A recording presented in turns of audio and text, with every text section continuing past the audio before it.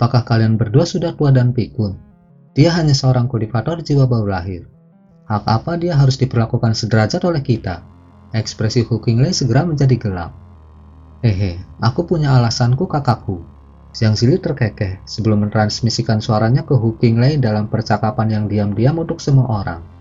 Ekspresi Hu Qinglei pada awalnya cukup skeptis, tetapi matanya segera bersinar karena terkejut dan gembira. Setelah itu dia mulai mengangguk dengan tegas. Menyusul kesimpulan dari transmisi suara Xiang Zili, ekspresi Hu Qinglei mereda saat dia menoleh ke Han Li dan berkata, "Jadi kamu akrab dengan selir iblis linglong, dan kamu berkontribusi secara signifikan pada upaya pembunuhan iblis di pegunungan kuno Rekan Taoisan. Anda juga bertanggung jawab atas apa yang terjadi di sekte pengayakan Yin baru-baru ini. Saya harus mengatakan saya cukup terkejut. Saya pikir seorang kultivator transformasi dewa bertanggung jawab atas prestasi itu. Dalam hal ini, Anda benar-benar cukup kuat untuk dianggap setara dengan saya Rekan Taoisan. Aku juga mendengar banyak tentangmu kakakku. Kuharap kau akan memaafkanku karena melakukan kunjungan mendadak seperti ini." Han Li menjawab dengan senyum hormat. "Tentu saja, saya secara alami lebih dari bersedia untuk memperkenalkan diri saya dengan keajaiban brilian seperti Anda Taoisan."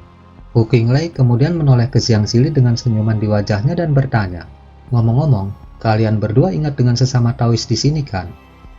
Para kultivator jiwa baru lahir yang berdiri di belakang Hu Qinglei benar-benar tercengang saat mengetahui fakta bahwa Han Li telah terlibat dalam insiden sekte pengayakan Yin yang baru saja mereka diskusikan. Lebih jauh, mereka bahkan lebih terkejut melihat Hu Qinglei menganggap Han Li sebagai sederajat. Hanya setelah diminta oleh Hu Qinglei, mereka menerima kesempatan untuk memberi hormat kepada Xiang Zili dan eksentrik angin, di mana keduanya hanya melambaikan tangan untuk membalas hormat mereka.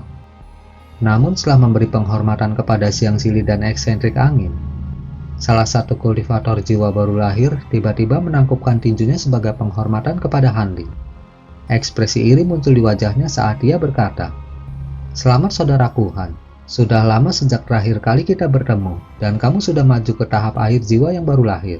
Itu adalah seorang pria muda dengan jubah hijau. Dia tidak lain adalah Pak Tua Bambu Pahit yang pernah dilawan oleh boneka manusia Han Li. Dia masih berada di puncak tahap jiwa baru lahir pertengahan setelah sekian lama. Jadi tampaknya jalur kultivasinya akan berhenti di sini. Han Li tidak memiliki kesan yang baik tentang orang tua Bambu Pahit ini, tetapi dia masih tersenyum saat menjawab, "Aku juga tidak berpikir bahwa aku akan bertemu denganmu di sini Rekan Taois Bambu Pahit. Aku hanya berhasil maju ke tahap akhir jiwa baru lahir melalui keberuntungan belaka." Orang tua Bambu Pahit terbatuk sedikit canggung saat mendengar itu, dan dia baru saja akan mengatakan sesuatu yang lain ketika Hu Qinglei dengan tidak sabar menyela, "Baiklah, ini bukan tempat untuk berbicara. Jika kamu tidak keberatan, kalian semua bisa datang ke istanaku untuk mengobrol Rekan Taois." Karena itu, Patua Bambu Pahit hanya bisa menelan kata-katanya saat dia menawarkan senyuman pada Han Li.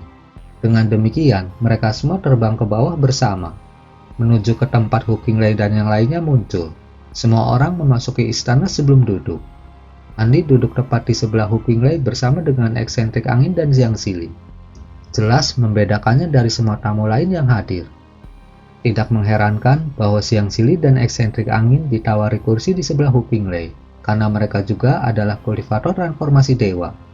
Namun Han Li hanya berada di panggung jiwa baru lahir, dan dia telah diberi perlakuan yang sama. Itu cukup membingungkan semua kultivator yang hadir, dan semua orang berspekulasi tentang identitasnya. Semua tamu di istana adalah karakter terkemuka di dunia kultivasi, dan bahkan mereka semua sangat bingung. Tidak ada dari mereka yang membiarkan kebingungan mereka merayapi wajah mereka. Namun, kultivator di samping Patua Bambu Pahit tidak dapat menahan rasa ingin tahunya dan bertanya kepadanya tentang Han Li dengan suara pelan. Meskipun dia telah berusaha untuk merendahkan suaranya, seluruh istana dipenuhi oleh para kultivator kelas tinggi, jadi pertanyaannya masih dapat didengar oleh semua orang. Orang tua Bambu Pahit hanya bertemu Han Li sekali, jadi dia tidak dapat memberikan banyak informasi. Banyak kekecewaan dari semua kultivator yang menguping pembicaraan mereka. Sementara itu, Han Li tetap duduk dengan tenang di kursinya dengan ekspresi tenang.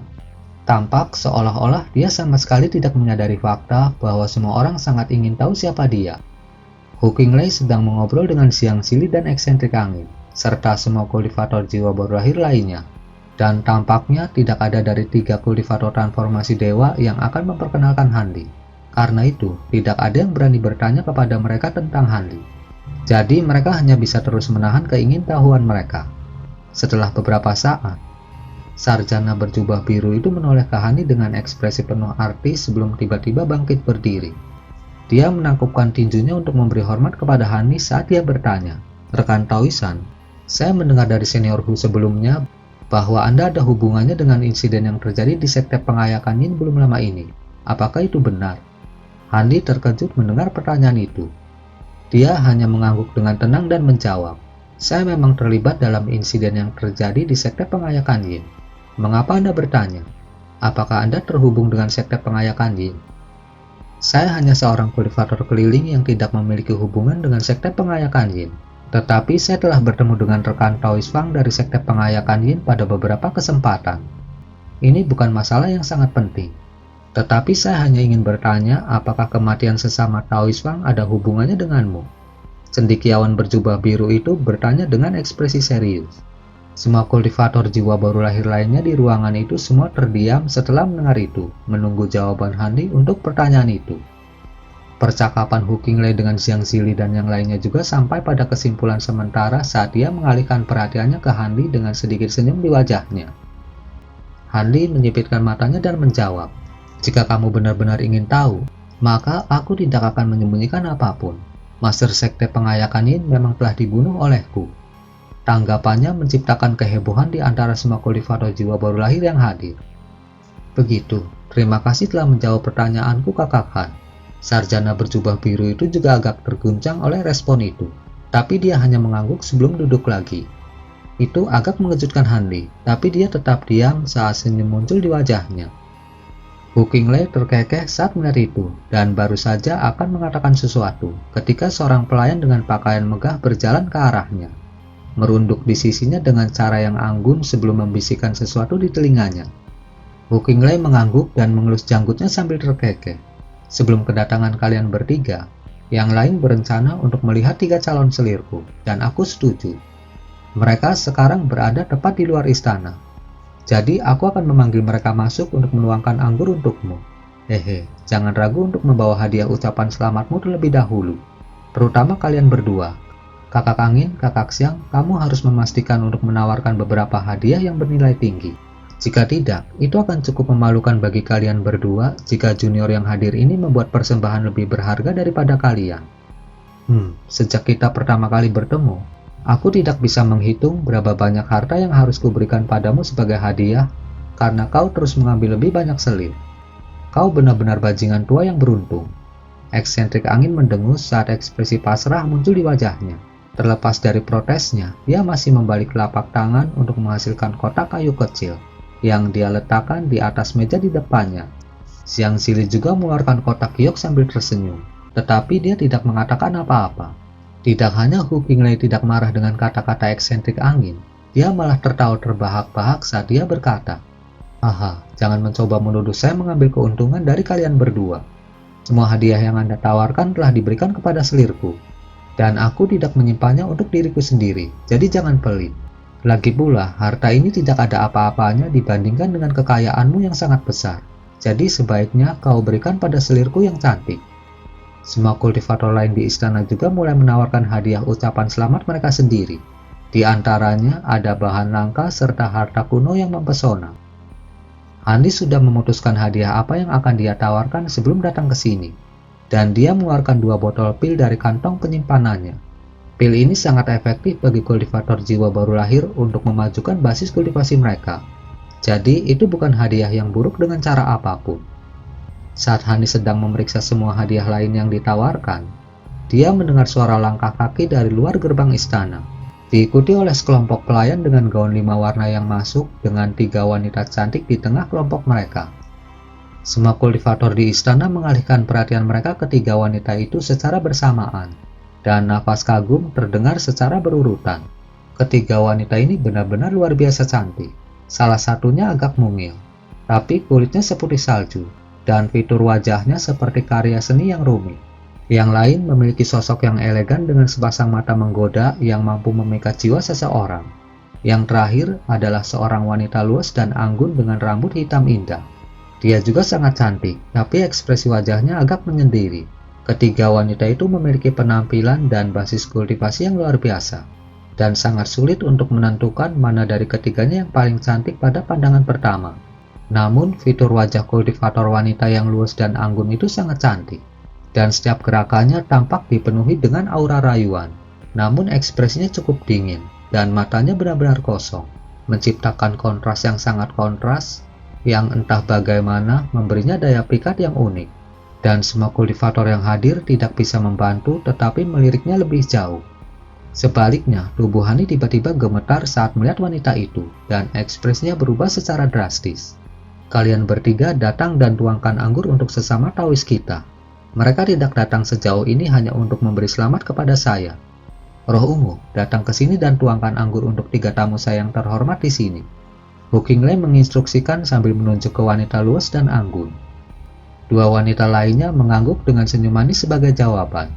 Segera setelah itu, 3 pelayan berjalan menuju ke 3 wanita itu, memegang piring-piring batu giok yang masing-masing membawa sebuah guci anggur beserta beberapa cangkir. Kedua wanita masing-masing menerima 1 piring dan mulai menawarkan anggur kepada semua tamu. Sebagai tanggapan, semua kultivator segera bangkit dan berterima kasih atas usaha mereka.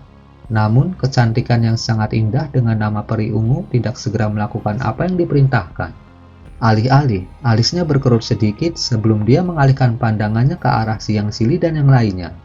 Sebuah getaran menjalar ke seluruh tubuhnya saat dia melihat Handi, dan kehidupan sepertinya telah kembali ke matanya yang kosong dan menyendiri. Dia menatap tajam ke arah Handi, tampaknya tidak bisa berpaling.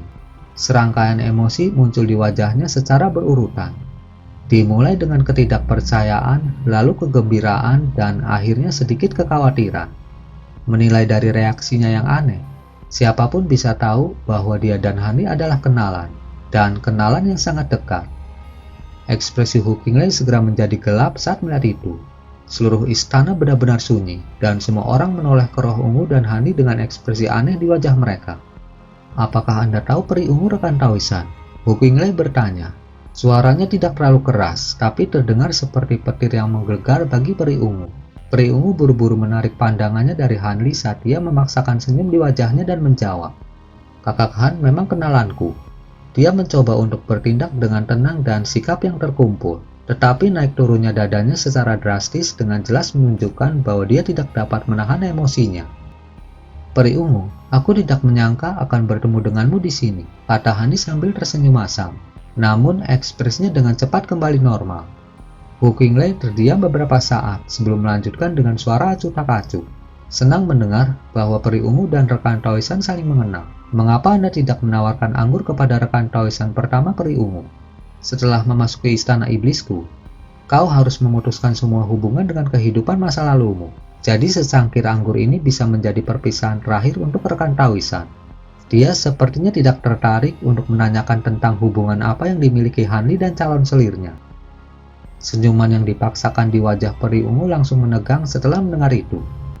Salah satu pelayan di sampingnya yang membawa piring batu giok menyerahkan guci anggur dan cangkir hijau.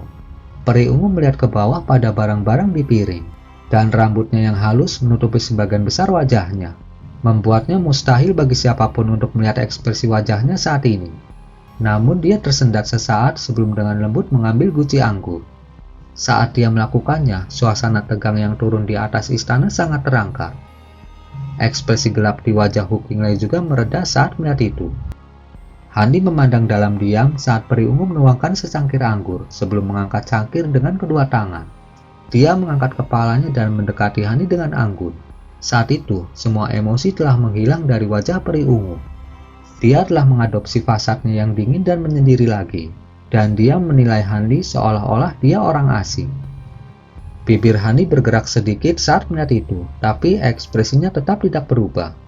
"Rekan Taoisan, terimalah secangkir anggur ini." Suara peri ungu sangat datar dan monoton, seolah-olah kata-kata itu diucapkan oleh bejana belaka tanpa jiwa. Penampilannya yang menyedihkan menimbulkan rasa simpati bagi semua kultivator. Hani tidak segera meraih secangkir anggur yang ditawarkan kepadanya. Alih-alih, tatapannya menjelajahi lengan peri ungu. lalu akhirnya menetap di fitur rumit seperti porselennya. Matanya perlahan menyipit, dan suasana tegang kembali ke istana. Ekspresi Hu Qinglai tetap tidak berubah, tetapi cahaya dingin melintas di matanya. Xiang Zili sepertinya merasakan sesuatu, dan alisnya berkerut saat dia melirik Hu Qinglai. Sementara itu, eksentrik angin hanya terkekeh ketika dia melihat interaksi aneh Han Li dan peri ungu, dan tidak mungkin untuk mengumpulkan pikirannya. Adapun semua kultivator jiwa baru lahir lainnya, semuanya juga mengenakan ekspresi kontras. Tetapi cukup jelas bahwa kebanyakan dari mereka menantikan kemalangan yang akan segera menimpa Han Li. Han Li mengangkat tangan dan tiba-tiba mengambil secangkir anggur dari peri ungu sebelum menenggak isinya sekaligus. Pergantian peristiwa itu cukup mengejutkan semua orang di dalam istana. Hu Qinglai mengangkat alisnya selama sepersekian detik sebelum ekspresinya kembali normal. Campuran emosi kompleks muncul di mata kosong peri ungu, tapi dia juga tidak mengatakan apa-apa saat dia mengambil cangkir kosong dari Han Li dan bersiap untuk berpaling.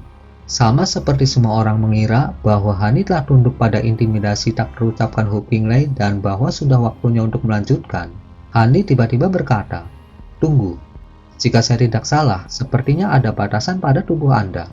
"Benar, peri ungu." Peri ungu bergidik sekali lagi saat langkahnya tanpa sadar tersendat. Seluruh istana terdiam saat semua orang melihat dengan nafas tertahan. Bahkan setetes air pun bisa terdengar di tengah kesunyian yang mematikan. Wajah Hu Qinglai tetap tanpa ekspresi saat dia dengan tenang meminum anggur di cangkirnya sendiri lalu berkata, "Apakah kamu terlalu banyak minum, rekan Taoisan? Kamu berbicara seperti orang mabuk." Ketidakpuasan dalam kata-katanya sudah sangat jelas. "Jangan khawatir, saudara Hu. Saya mungkin minum beberapa cangkir anggur, tetapi saya masih sangat sadar dan mampu berbicara dengan jelas." Han Li terkekeh dengan acuh tak acuh, seolah-olah dia tidak menyadari ketidaksenangan Hu Qinglai. Hu Qinglai melihat ke bawah ke cincin merah di salah satu jarinya sambil merenung. "Benarkah? Izinkan saya menanyakan sesuatu, peri ungu. Menurut Anda, apakah rekan Taoisan sudah mabuk tetapi tidak menyadarinya?" Ekspresi peri ungu berubah beberapa kali secara berurutan setelah mendengar itu, dan dia membuka mulutnya untuk mengatakan sesuatu, tetapi gagal mengucapkan satu suara pun. Hu Qinglai sepertinya merasakan keraguan di hati peri ungu, dan dia mengalihkan pandangannya ke arahnya. Saat dia mengangkat kepalanya, semua orang ketakutan saat melihat wajahnya, dan rasa dingin mulai menjalar di punggung mereka. Fitur wajah Hu Qinglai benar-benar normal beberapa saat yang lalu. Tetapi lapisan ki hitam tiba-tiba muncul di wajahnya, dan pada saat yang sama, matanya menjadi merah dan berkilauan dengan cahaya dingin. Itu bukanlah mata yang dimiliki manusia. "Saudara Taosu, kamu?" Xiang Zili ingin mengatakan sesuatu, tetapi tiba-tiba terputus oleh suara dingin Hu Qinglai. "Bahkan jika dia adalah temanmu, apakah kamu mengharapkan aku menderita dalam keheningan di hadapan penghinaannya? Jika dia tidak memberiku penjelasan yang tepat hari ini, maka aku akan memastikan dia tidak pernah meninggalkan tempat ini." Xiang Zili hanya bisa tersenyum masam setelah mendengar itu. Alih-alih mencoba membujuk Hu Qinglai, dia menoleh ke Han Li dengan menggelengkan kepalanya dan berkata, "Junior Han, kamu tahu apa yang kamu lakukan kan? Saya tidak akan bisa membantu Anda di sini. Anda sendiri harus memberi penjelasan kepada saudara Hu." "Saya percaya bahwa Anda akan dapat memberikan penjelasan yang tepat kepada saudara Hu." Setelah mengatakan itu, Xiang Zili menutup matanya untuk bermeditasi. Nampak seolah-olah dia sedang tidak ada, tidak tertarik untuk campur tangan dengan masalah itu. Meskipun Xiang Zili tidak banyak bicara, Han Li bisa membaca yang tersirat dan mengatakan bahwa dia berusaha melindunginya. Hanya saja Xiang Zili dan Hu Qinglai keduanya adalah kultivator transformasi dewa, dan dia jelas tidak ingin melibatkan Hu Qinglai dalam konflik langsung. Karena itu, dia hanya bisa memberikan beberapa kata peringatan sebelum melepaskan dirinya dari situasi tersebut. Senyum tipis muncul di wajah Han Li saat dia menoleh ke peri ungu dan bertanya, "Peri ungu, kita sudah saling kenal selama bertahun-tahun, dan kamu adalah salah satu dari sedikit teman dekatku. Kamu memiliki batasan di tubuhmu, yang menunjukkan bahwa kamu telah dipaksa ke dalam pengaturan ini. Saya tidak ingin menyinggung Taoisu, tetapi saya bukan orang yang tidak berperasaan untuk sepenuhnya mengabaikan situasi ketika Anda mungkin dipaksa untuk melakukan sesuatu yang bertentangan dengan keinginan Anda. Saya ingin Anda jujur kepada saya. Apakah Anda bersedia menjadi selir saudara Hu? Jika demikian, Maka secara alami saya tidak akan bersikeras merusak hubungan yang saling mencintai. Namun jika Anda tidak bersedia, suara Hani menghilang di sini, tetapi implikasi di balik kata-katanya cukup jelas. Aku, wajah peri ungu dipenuhi dengan campuran urgensi, keraguan, ketidakberdayaan, dan serangkaian emosi lainnya. Dia tampak bersemangat untuk menanggapi, tetapi tidak tahu harus berkata apa. Tidak perlu bertanya padanya. Tidak masalah apakah dia bersedia menjadi selirku atau tidak. Apa yang akan kamu lakukan bahkan jika dia dipaksa melakukan pengaturan ini di luar keinginannya? Apakah kamu akan secara paksa membawanya pergi dari sini? Hu Qinglei menoleh ke Han Li dengan cibiran mengejek. Jadi kamu benar-benar dipaksa melawan keinginanmu. Benarkah itu peri ungu? Han Li meminta konfirmasi. Peri ungu membatu pada Hu Qinglei. Tetapi Han Li telah berkembang ke tahap akhir jiwa baru lahir, dan tampaknya tidak takut pada Hu Qinglei. Setelah melakukan pengamatan ini, dorongan putus asa melintas di hatinya saat dia menggertakkan giginya dan menjawab, beberapa tahun yang lalu, saya secara tidak sengaja mengungkapkan penampilan saya yang sebenarnya, dan secara paksa ditangkap oleh beberapa tetua sekte iblis surgawi. Saya tidak pernah diberi pilihan dalam masalah ini. Hu Qinglei hanya tetap diam dan mendengarkan dengan senyum dingin di wajahnya. Semua kultivator lain yang hadir juga menunjukkan reaksi minimal. Penculikan paksa kultivator wanita sangat tidak disukai di sekte jalan benar seperti sekte Zenith Tinggi, tetapi itu adalah kejadian yang sangat umum di sekte jalan iblis. Sampai-sampai itu dianggap sebagai sesuatu yang sepenuhnya dibenarkan dan masuk akal. Semua kultivator yang hadir secara alami tidak terkait dengan sekte jalan benar. Jadi tidak mengherankan bahwa mereka tidak terkejut sedikit pun. Hanya itu yang perlu kudengar peri ungu. Saudara Hu, aku tidak berniat menyinggung perasaanmu. Jadi kau tidak perlu marah. Segala sesuatu di dunia ini ada harganya. Aku bersedia menawarkan sesuatu sebagai imbalan atas kebebasan sesama Taois peri ungu. Hani berkata dengan suara tenang. Tampak seolah-olah dia sama sekali tidak menyadari ketidakpuasan Hu Qinglei. Pertukaran. Kamu pikir kamu memiliki apa yang diperlukan untuk mencapai kesepakatan denganku? Hu Qinglei sedikit goyah sebelum ekspresi aneh muncul di wajahnya. Apakah menurutmu aku tidak berharga, saudaraku? Hani bertanya. Itu benar. Kamu tidak memiliki apa yang diperlukan untuk menawariku kesepakatan. Kamu mungkin lebih kuat daripada rata-rata kultivator jiwa baru lahir tahap akhir. Tetapi kamu masih bukan apa-apa di mataku. Apakah kamu benar-benar mengira kamu setara denganku hanya karena rekan Taois yang membawamu ke sini bersamanya? Selain itu, apa yang mungkin bisa kamu tawarkan untuk menggodaku? Oh benar, aku dengar kamu punya 2 harta roh surgawi. Jika aku mau, aku bisa membunuhmu dan mengambil harta itu. Hu Qinglei mengancam dengan suara seram. Pada saat yang sama, lapisan cahaya hitam muncul di seluruh tubuhnya, dan sepertinya dia benar-benar berniat untuk membunuh Han Li. Cahaya dingin melintas di mata Han Li saat dia mengirimkan suara ke Hu Qinglei. Rekan Taois yang pasti sudah memberitahumu tentang harta roh surgawiku. Tapi apakah dia juga memberitahumu tentang manik penakluk abadi milikku? Selain itu, apakah kamu benar-benar berpikir aku menyerahkan semua informasi yang aku miliki tentang simpul spasial? Atau apakah kamu yakin kamu dapat menangkapku hidup-hidup dan menggunakan teknik pencarian jiwa padaku meskipun aku memiliki manik-manik penakluk abadi? Ekspresi mengancam di wajah Hu Qinglei berubah drastis setelah mendengar itu. Dia menatap tajam ke arah Han Li dengan ekspresi dingin dan tiba-tiba terdiam. Beberapa saat kemudian, Hu Qinglei mengirimkan suaranya ke eksentrik angin. Rekan Taois angin, apakah bocah ini benar-benar memiliki manik penakluk abadi? Hu Qinglei menggunakan beberapa jenis teknik rahasia untuk mengirimkan suaranya tanpa menggerakkan bibirnya. Dan bahkan Han Li tidak dapat mengetahui tindakannya meskipun indera spiritualnya kuat. Eksentrik angin secara alami memendam ketidakpuasan terhadap Han Li di dalam hatinya. Tapi dia pasti tidak akan menipu Hu Qinglei. Karena itu, setelah ragu-ragu sebentar, dia mengirimkan suaranya sebagai tanggapan. Bocah ini tidak hanya memiliki manik-manik penakluk abadi. Dia tampaknya memiliki lebih dari 1. Akan sangat sulit bagimu untuk membunuhnya, saudara Hu. Ekspresi Hu Qinglei tetap tidak berubah, tapi hatinya tersentak mendengar itu. 1 manik penakluk abadi sudah cukup merepotkan untuk ditangani. Jika dia memiliki lebih dari 1, maka dia menjadi ancaman yang besar. Namun bukan itu yang paling dia waspadai. Dengan pemikiran tersebut, Hu Qinglei mengirimkan suaranya kepada Jiang Zili dan bertanya, Saudara Siang, tahukah Anda bahwa informasi yang dia berikan tentang simpul spasial mungkin tidak lengkap? Siang Sili mengirimkan suaranya sebagai jawaban. Tidak ada bedanya apakah saya tahu atau tidak. Jika saya berada di posisinya, saya juga tidak akan mengungkapkan semua informasi yang saya miliki. Yang penting adalah dia setuju untuk bekerja sama dengan kita. Jadi dia secara alami akan mengungkapkan semua informasi yang ingin kita dengar dari waktu ke waktu. Saya tidak peduli apa yang Anda lakukan padanya, tetapi pastikan Anda membiarkannya hidup-hidup. Jika tidak, saya akan dipaksa untuk turun tangan. Tapi bocah kecil ini menunjukkan penghinaan seperti itu. Jika aku mundur sekarang, semua orang akan berpikir bahwa aku takut pada seorang kultivator jiwa baru lahir. Hu Qinglai sangat tidak senang. Rekan Taoisu, kamu tampaknya menjadi sedikit bodoh karena menghabiskan begitu banyak waktu di istana iblis milikmu ini. Di basis kultivasi kita, apa bedanya apa yang orang lain pikirkan tentang kita? Wanita itu memang sangat cantik. Tapi apakah kamu akan melepaskan kesempatan untuk mengejar keabadian hanya untuk seorang selir? Jika kamu benar-benar tidak mau membiarkan semuanya berlalu, maka kamu bisa memberinya pelajaran jika kamu mau.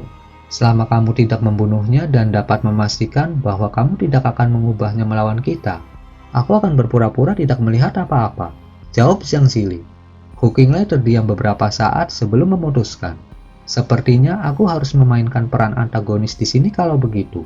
Mari kita lihat apakah dia bisa menawarkan sesuatu yang berguna sebagai pengganti peri ungu. Dia kemudian menoleh ke Han Li dengan ekspresi dingin dan berkata, "Melihat saat kamu dibawa ke sini oleh rekan Taois Yang dan rekan Taois Angin, aku rela membiarkan semuanya berlalu. Selama kamu menarik kembali apa yang kamu katakan, aku dapat berpura-pura bahwa kamu hanya salah bicara." Ancaman dalam kata-katanya sangat jelas. Tetapi dia memberi Han Li kesempatan untuk mengubur kapak pada saat bersamaan. Semua kultivator jiwa baru lahir di istana sangat terkejut mendengar itu. Sangat jelas bahwa Penatua Agung dari Sekte Iblis Surgawi ini benar-benar tampak agak waspada terhadap Han Li. Jika tidak mungkin dia bersedia memberikan kesempatan itu kepada Han Li. Jadi mereka semua menoleh ke Han Li dengan kebingungan di wajah mereka, mencoba mencari tahu bagaimana dia bisa membuat Hu Qinglai berubah pikiran. Terima kasih atas kemurahan hati Anda, rekan Taoisu. Sayangnya, saya tidak memiliki kebiasaan menarik kembali kata-kata yang telah saya ucapkan. Karena itu, saya harus meminta Anda untuk mempertimbangkan apa yang saya katakan sebelumnya. Han Li menjawab tanpa ragu-ragu. Hu Qinglai benar-benar sangat marah kali ini. Pembuluh darah di dahinya menonjol saat dia menatap ke arah peri ungu dan Han Li. Dan semburan tekanan spiritual yang menakjubkan meletus di seluruh istana. Tubuhnya langsung berubah menjadi pusaran besar, memaksa semua ki spiritual di dalam istana untuk bertemu dengannya.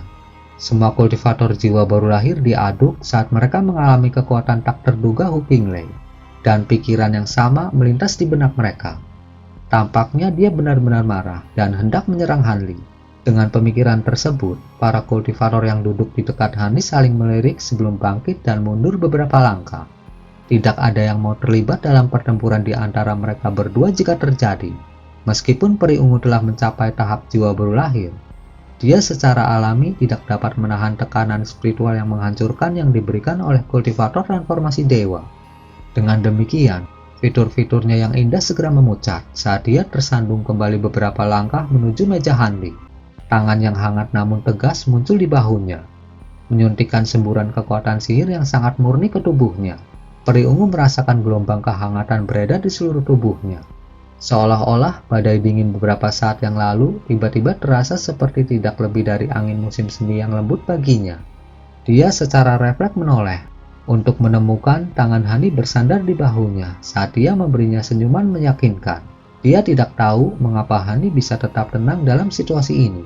Tapi kegelisahan di hatinya secara ajaib lenyap saat melihat senyumannya. Dia menggigit bibir bawahnya sebelum membalas senyumnya saat rona merah samar muncul di wajahnya. Setelah melihat itu, Hu Qinglai sangat marah hingga tertawa saat dia tiba-tiba menarik tekanan spiritualnya yang kuat. Jika kamu benar-benar menginginkan seburuk itu, maka aku bersedia membuat kesepakatan denganmu. Sebagai ganti kebebasan peri ungu, aku akan menerima 2 harta rohmu. Semua kultivator lainnya melirik satu sama lain dengan sembunyi-sembunyi setelah mendengar itu. Di mata mereka, Hu Qinglai jelas tidak mau melepaskan peri ungu.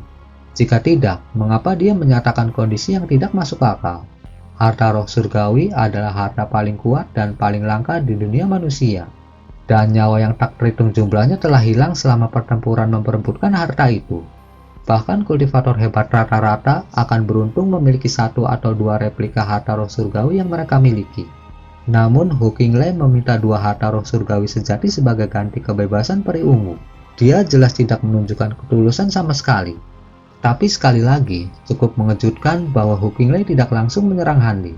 Yang lebih mengejutkan bagi semua orang adalah bahwa Han Li memiliki dua harta roh surgawi. Tidak mengherankan jika dia mampu mendatangkan malapetaka seperti itu di sekte pengayakan Yin sendirian.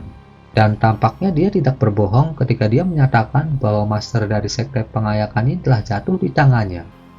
Semua kultivator jiwa baru lahir sedang berdiskusi dengan penuh semangat di antara mereka sendiri. Sementara wajah peri ungu menjadi pucat pasi setelah mendengar kondisi itu. Dia secara alami juga menyadari betapa berharganya harta roh. Dan dia tahu bahwa tidak mungkin ada orang yang setuju dengan pertukaran konyol seperti itu.